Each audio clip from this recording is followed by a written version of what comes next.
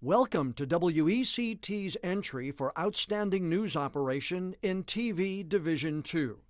Like many newsrooms across the country, the coronavirus pandemic forced WECT to take extraordinary measures to ensure the safety of our team while continuing to provide essential, life-saving information on air and through our digital platforms. Several of our anchors are still working from home, augmenting our extensive newscast content through Facebook Live interviews with health experts and elected leaders. I think the last time the world faced anything quite like this was in 1918 with the influenza pandemic. It's not time to panic, but it is absolutely time to take decisive action to make sure that each of us do our very best to not become a host for this virus, which is really dangerous. We want to come back to normalcy as much as possible, as quickly as possible. But, we also want to do it in a safe and responsible manner. And our main focus has been public health. Before the pandemic, we were also leading the push to bring awareness to another big health issue in southeastern North Carolina, opioid abuse. I OD'd a month ago, and I'm here today to talk about it. So I keep hope in my life. WECT partnered with North Carolina's Attorney General to host a town hall meeting in City Council chambers. The discussion centered around how we as a region can overcome the many obstacles that continue to fuel the crisis and how much work remains to be done. The panelists included the DA, the police chief, former addicts, and many others. WECT also took part in a statewide media consortium as one of the founding members of the NC Watchdog Reporting Network. Yeah, because I went and asked them, like, hey, you got a worker that died. How are you reporting? What are you doing? They're not testing nobody, but he told me, he's like, hey, we're actually finally... Our WECT Investigates team joined journalists from 6 other newsrooms, pressing for answers on issues related to North Carolina's response to the pandemic. The collaboration looked at how the virus is affecting the most vulnerable, those in nursing homes and state prisons, employees at meatpacking facilities, identifying delays and conflicting messages from state agencies.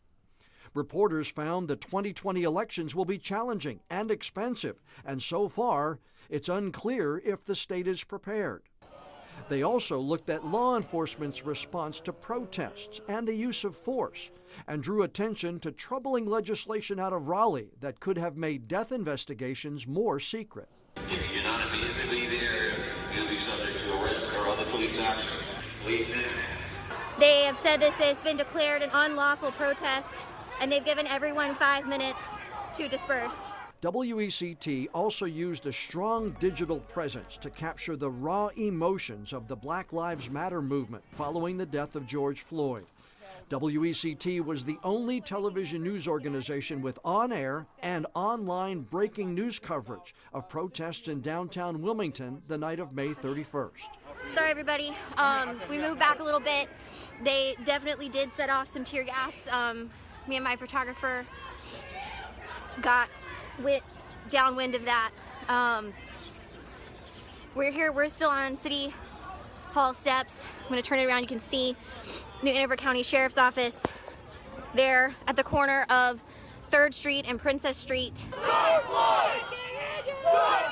In the weeks that followed, we produced a special 30-minute report called Black and Blue, a deeper dive into the protesters' calls to end racial injustice and police brutality.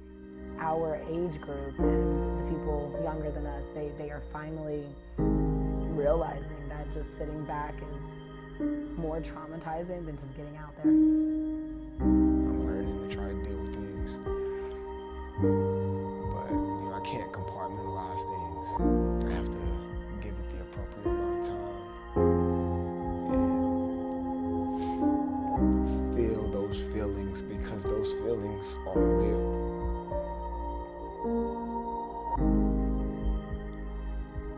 The pain is real. And I can't be afraid of it. I can't be ashamed of it. And I have to tell myself that. I can't be ashamed of the color of my skin. When local officials fell short on keeping the public informed, WECT's Investigates team took steps to uncover the truth. When the bodies of 2 women were found inside a crashed car weeks after they had disappeared, anchor Ashley Kozakowski went to court and argued for the release of the police department body cam and drone video. It provided answers to questions raised by the victims' families and friends and never answered by investigators. The videos revealed it was a hectic night for officers. There were 2 armed robberies and a deadly shooting.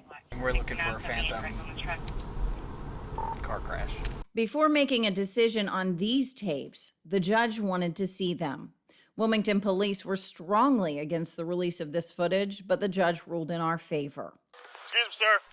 WECT also went to court to fight for the release of body cam video after allegations surfaced that a police lieutenant received special treatment. You won't get in trouble, buddy. You're not going to get in trouble. It's okay. We're the good guys. Sheriff's deputies found Lieutenant Matthew Malone's daughter naked and alone in the back seat of a car. Lieutenant Malone was suspended after an internal investigation. When top executives at Cape Fear Community College came to WECT and voiced serious concerns about the college president's leadership, we listened. They claimed the president promoted friends and allies without merit and pushed out veteran faculty members who dared to challenge him. Sharon Smith, who as head of HR was in a position to know, says she has witnessed retaliatory behavior where good people were set up to fail and were pushed out after years of service to the college. If it were a private company, you would be disappointed and you'd move on. Here, I just felt like it's important for folks to know and to help the people that are left behind who are trying to make it a good place and are still having to deal with this type of behavior. Insiders tell us about top job openings at the public college not being advertised and being filled by the president's friends and allies. Many also noted Morton's unusually close relationship with his administrative assistant, who's making $105,000 a year, tens of thousands more than some deans and academic program directors at the college.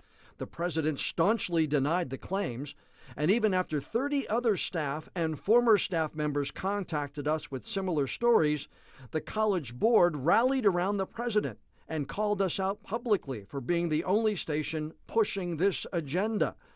They had less to say after the state and national outlets picked up the story. 3 teachers in 2 years arrested for sex crimes against their own students. We're done with blindly sending our children to schools you govern where they're clearly not safe. You have done nothing to keep our children safe.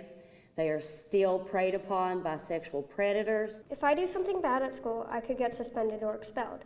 But if a teacher hurts a child, they keep their job. People should be held accountable if they do something wrong.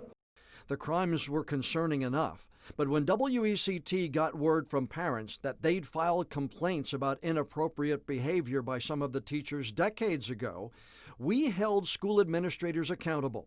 When we read the news article and it said this had been reported a long time ago, my son just looked at me like, they knew?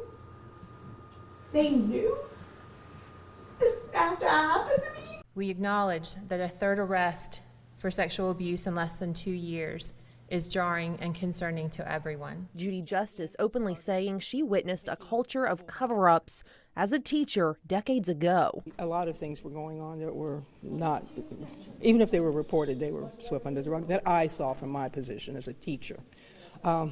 I left and came back after 16 years, and lo and behold, it was still going on. We documented cases where parents were ignored or even retaliated against for coming forward. We kept the pressure on as the deputy superintendent, human resources director, and finally the superintendent himself resigned amidst public outcry over their failure to act. That is presumably Specialist Antonio Moore's family, his mother, greeting her son. The war on terrorism touched southeastern North Carolina in January. Specialist Antonio Moore died while conducting route-clearing operations in Syria as part of Operation Inherent Resolve. When Specialist Moore's remains returned to Wilmington, WECT provided special live coverage on air and online as the flag-draped coffin made its way to his final resting place. Storm surge is definitely going to be one of the aspects of this hurricane that we'll have to deal with. One of the locations that is no stranger to heavy waves is the Riggins here at the south end of Fort Fisher. I'm going to step out of the way and let John Smith show and tell. For the third time in 4 years, WECT's news and First Alert weather teams provided wall-to-wall live coverage as a hurricane impacted southeastern North Carolina. Hurricane Dorian brought up to 10 inches of rain and spawned tornadoes in all 5 local counties on the morning of September 5th. This tree has been here for, Bill, Kim, longer than any of us have been here.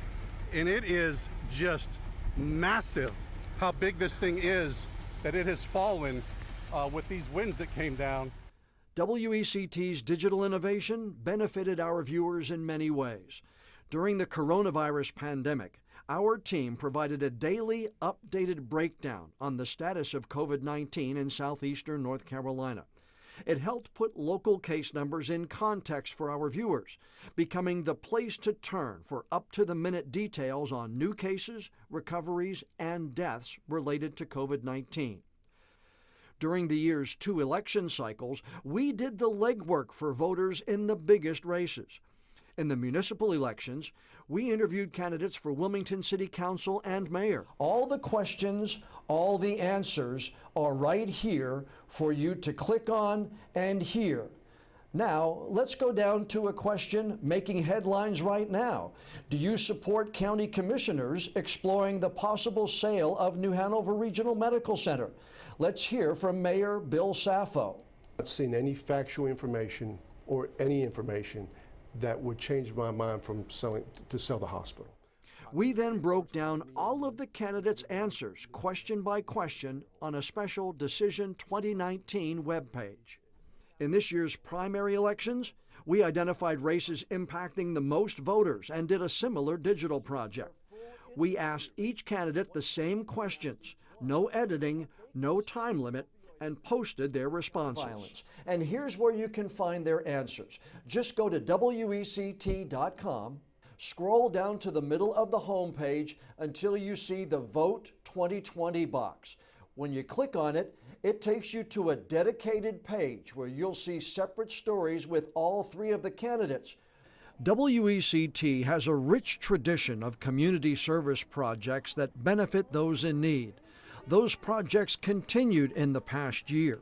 They include Fran's Fans, where we collect new donated fans to help keep senior citizens cool in the hot summer months.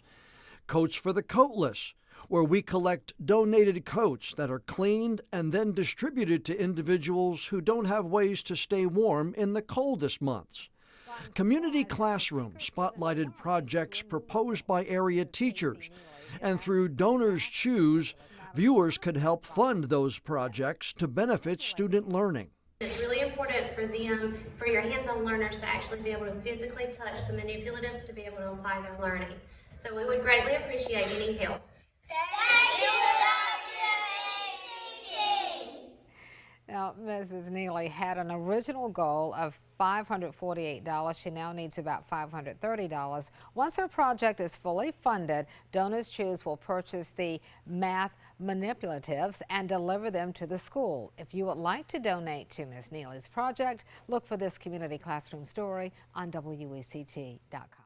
The Weller's Wheels and WECT Holiday Smiles Toy Drive, which collect new donated toys and bicycles that are distributed to families in need in time for Christmas. When businesses were forced to lay off and furlough workers because of the coronavirus pandemic, WECT launched the Cape Fear Strong Virtual Food Drive. Working with the Food Bank of Central and Eastern North Carolina, we helped raise more than $100,000, enough to pay for 500,000 meals for families impacted by the shutdown. Our goal is to have these boxes have essential meals inside so that people who receive them don't have to go out as often. So the food inside the box is non-perishable, and hopefully it will go right inside someone's pantry and keep them well fed for at least 10 days. We continue to follow the latest on the coronavirus pandemic and how it's impacting your community. This year has provided challenges like no other to newsrooms all across the country. We believe this entry shows WECT consistently rose to the challenge, not just in our everyday newscasts, but also in our investigations, our special reports, our digital exclusives, our coverage of breaking news and weather events, and our community service projects. We hope you see fit to choose WECT as the 2020 RTDNAC Outstanding News Operation in Division 2. Thanks for watching.